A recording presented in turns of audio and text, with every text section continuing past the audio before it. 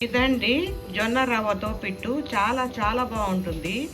మంచి శక్తివంతమైన ఆహారం అండి. దీనిలో పోషకాలు అయితే చాలా ఎక్కువగా ఉంటాయి. ఎముకలకు కూడా చాలా మంచిది. దీనిలో ఫైబర్ శాతం ఎక్కువగా ఉండడం వల్ల పొట్టశుద్ధి కూడా జరుగుతుంది. ఇది నిత్యం ఆహారంలో తీసుకోవడం చాలా మంచిదండి. మీరు చేసి రుచి చూడండి. మీకు కనుక వీడియో నచ్చినట్టయితే లైక్ చేయండి, షేర్ చేయండి, సబ్స్క్రైబ్ అవ్వండి. మా వీడియోలు చూస్తున్నందుకు thank you friends. Hi friends, ఈరోజు ఆరోగ్యానికి ఎంతో మంచివైన జొన్నలతో ట్రెడిషనల్ వేలో పిట్టు చేసుకుందాం. ముందుగా రవ్వ ప్రిపేర్ చేసుకుందాం. ఇవి 1 కేజీ తెల్ల జొన్నలండి. వీటిని శుభ్రంగా కడిగి ఆరబెట్టేసుకోవాలి. బాగా ఆరిపోవాలి. కడాయిలో కొద్దిగా పోసుకుంటూ వేయించేసుకోవాలి. ఇది ఆరోగ్యానికి చాలా మంచివండి.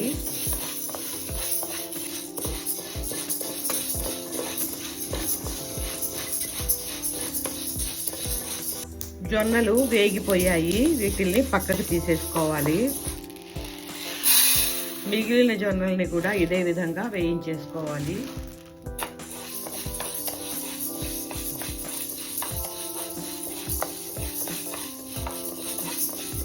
ఈ విధంగా వేయించి చల్లారనివ్వాలి.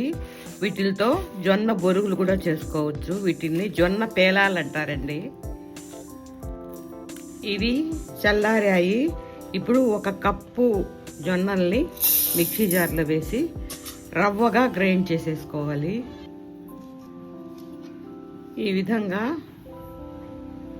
సన్నటి రవ్వగా గ్రైండ్ చేసేసుకోవాలి. ఇప్పుడు ఈ రవ్వని నీళ్లతో కలిపేసుకోవాలి.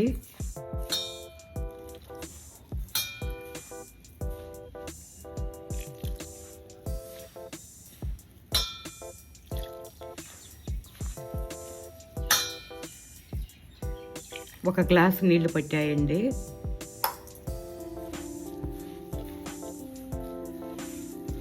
ఇది ఒక 10 నిమిషాలు మూత పెట్టి పక్కన పెట్టేసుకోవాలి.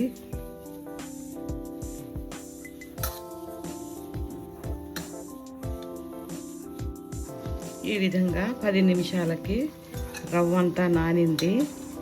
ఇప్పుడు దీన్ని ఆవిరి మీద ఉడికిచ్చేసుకోవాలి.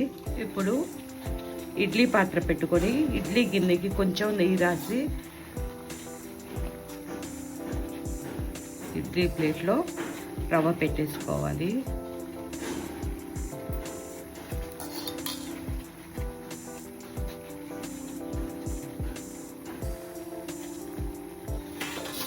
మూత పెట్టి 15 నిమిషాలు ఉడకనివ్వాలి. మీడియం ఫ్లేమ్లో పెట్టి ఉడికించుకోవాలి.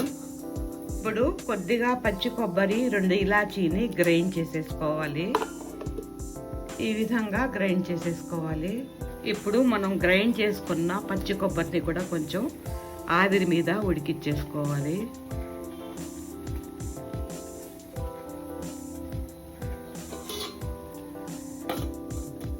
జొన్న పిట్టు ఉడికిపోయింది. గిన్నెలోకి తీసేసుకోవాలి.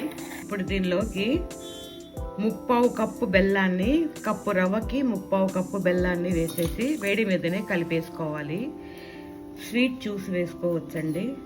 ఒక 2 స్పూన్ల నెయ్యి వేసి కలిపేసుకోవాలి. ఈ విధంగా కలిపేసుకోవాలి. బెల్లం కావాలంటే ఇంకా వేసుకోవచ్చండి. చాలా చాలా బాగుంటుంది. మంచి శక్తివంతమైన ఆహారం కూడా.